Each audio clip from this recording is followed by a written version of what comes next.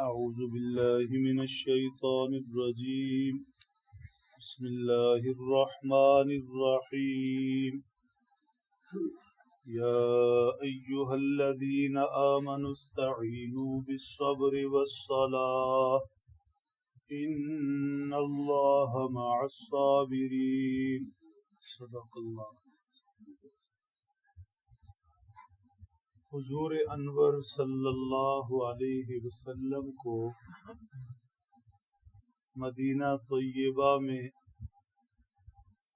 جب بیت المقدس سے بیت اللہ شریف کی طرف رخ پھیرنے کا حکم ہوا تو یہ حکم کوئی معمولی نہیں تھا.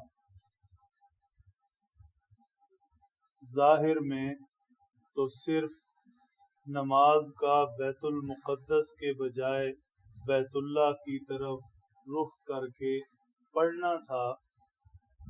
حقیقت میں یہ مسلمانوں کی ایک الگ سمت کی نشاندہی تھی.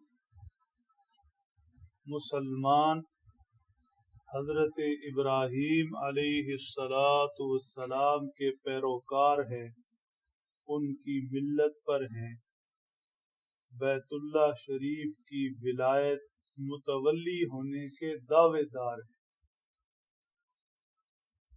چنانچہ یہودی بھی اور مشرکین مکہ بھی اس حقیقت کو سمجھ رہے تھے، یعنی ان کی نظر میں یہ کوئی معمولی چیز نہیں تھی. یہودیوں کا خیال تھا کہ پہلے یہ بیت المقدس کی طرف رخ کرتے تھے، ہمارے قبلہ کی طرف، تو گویا ہمارے ماتحت تھے. اب انہوں نے بیت اللہ کی طرف رخ کر کے اپنی ایک مستقل راہ چن لی ہے اور اپنی الگ شناخت قائم کر لی. مشرکین مکہ کا کہنا تھا کہ یہ صرف نمازوں کے لیے بیت اللہ کی طرف رخ نہیں، ہم جو اللہ کے گھر کے متولی بنے بیٹھے ہیں یہ ہمارے لیے خطرے کی گھنٹی ہے. یہ کل کو اس طرف رخ کریں گے اور ہم سے بیت اللہ کا متولی ہونا چھین لیں گے. لہذا دونوں گروہ فکر مند ہوئے اور مسلمانوں کے خلاف مستقل کسی حل کا سوچنے لگے. ایسی صورتحال میں کہ جب مخالفین کی مخالفت کا سامنا ہو، مشکلات ہوں اور غیر معمولی حالات ہوں، اللہ جل شانہ نے مقابلہ کے لیے دو چیزیں اس آیت شریفہ میں عنایت فرمائی. اگر آپ متوجہ ہوں تو یہ دو چیزیں انہی لوگوں کے لیے نہیں تھی، بلکہ آج بھی کوئی شخص پریشانیوں کا شکار ہے، مشکلات میں پھنسا ہے اور کوئی رستہ اسے نکلنے کا نظر نہیں آ رہا، تو ایسی ہر طرح کی صورتحال کے لیے یہ دو چیزیں مددگار ہیں. پہلی چیز استعینوا بالصبر، فرمایا مشکلات میں صبر سے مدد لو، صبر سے مدد لو. صبر کا ایک مطلب جو ہم سمجھتے ہیں عام طور پر کہ جب کوئی دنیا سے رخصت ہو جائے تو اس پر صبر کر لے. صبر بڑا وسیع مفہوم رکھتا ہے. صرف یہی نہیں، صبر کا مطلب ہے کہ انسان کے اندر ایسی صلاحیت ہو کہ یہ ہر مشکل سے ہنسی ہنسی گزر جائے، ثابت قدم رہے، ڈٹا رہے، اللہ کے حکم پر جمع رہے، حالات جیسے بھی ہوں اور ہوائیں جس رخ پر مرضی چلیں، اسے اپنے رخ پر نہ چلا سکے، یہ جس طرف جا رہا ہے چلتا جائے، اس کے پاؤں کو کوئی چیز بھی اور کسی طرح کے حالات بھی لڑکھڑا نہ سکے. یہ صبر اللہ کی بڑی نعمت ہے.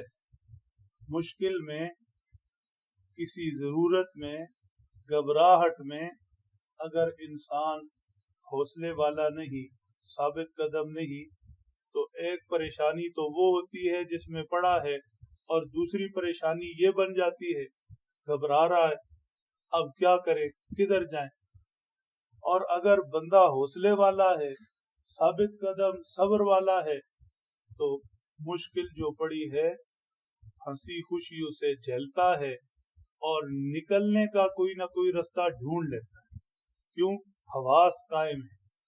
वरना मुश्किल पड़ी तो मुश्किल से निकलने का रास्ता समझ नहीं आ रहा, एक नई परेशानी गले लगा ली, एक नई परेशानी गले लगा ली। आप देखते हैं बहुत सी जगहों पर सुनने को मिलता है, बस परेशानी में समझ नहीं आई, यानी परेशानी में समझ नहीं आई किसी की जान ले ली, परेशानी में समझ नहीं आई घर में झगड़ा किया और तलाक तक नौबत जा पहुंची। एक परेशानी थी दूसरी और गले लगा ली। और अगर इंसान में ये सलाहियत हो कि मुश्किल को झेलना है और ये वक्त भी गुजर जाएगा, साबित कदम रहना है, हौसले से रहना है, तो ये अल्लाह की नेमत है, कोई ना कोई रास्ता निकल आता है। दूसरी चीज फरमा नमाज है, हर मुश्किल से निकलने का रास्ता, हर परेशानी का इलाज, हर दुख दर्द का मदावा। क्यों? इसलिए कि नमाज अल्लाह से मुलाकात है, नमाज अल्लाह से मिलने और लेने का जरिया है।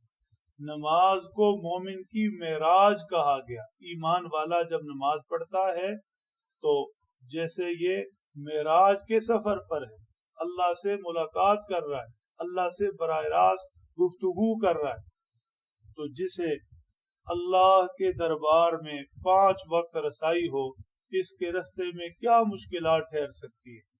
कोई शख्स कहे कि मुझे फला ओहदेदार और फला वजीर और फला ताकत वाला उसके घर तक रसाई है, मैं सीधा उसके घर चला जाता हूँ। मुझे कोई भी जरूरत मुश्किल हो तो मैं फौरन उससे मिल लेता हूँ, तो सब कुछ हो जाता है। तो बादशाहों के बादशाह का घर जिसके लिए खुला हो और वो 5 वक्त उसके हुजूर सजदा रेज हो, अपनी सारी मुश्किलें जरूरतें उसके सामने पेश करता हो, तो इसकी मुश्किलात कहाँ ठहर सकती है और इसकी जरूरतें क्यों नहीं पूरी होंगी कि ये हर वक्त अल्लाह से मिलता है और इसकी तो बराह रास्त अल्लाह के घर तक रसाई है। फरमाया इन्नल्लाह मअस साबिरीन, अल्लाह सब्र करने वालों के साथ है। 2 चीजें इलाज बताई, नमाज और सब्र। नमाज के मुतालिक नहीं फरमाया कि ये अल्लाह नमाज पढ़ने वालों के साथ है, इसलिए कि वो तो है ही, नमाज है ही रब से मिलना। और सजदा ऐसे करो फरमाया जैसे रब के कदमों में कर रहे हो। हाँ, सब्र के मुतालिक फरमाया कि जो शख्स सब्र करना सीख लेता है, हर हाल में अल्लाह के हुक्म पर डटा रहता है, पाक पैगंबर सल्लल्लाहु अलैहि वसल्लम की शरीयत तरीके को नहीं छोड़ता, अल्लाह ऐसे लोगों के साथ होते हैं। तो जिसके साथ अल्लाह हो जाए अपनी पूरी बादशाहत और अपनी पूरी ताकत के साथ, तो उसके लिए मुश्किलात क्या हैसियत रखती है। अल्लाह समझ ले, अमल की तौफीक।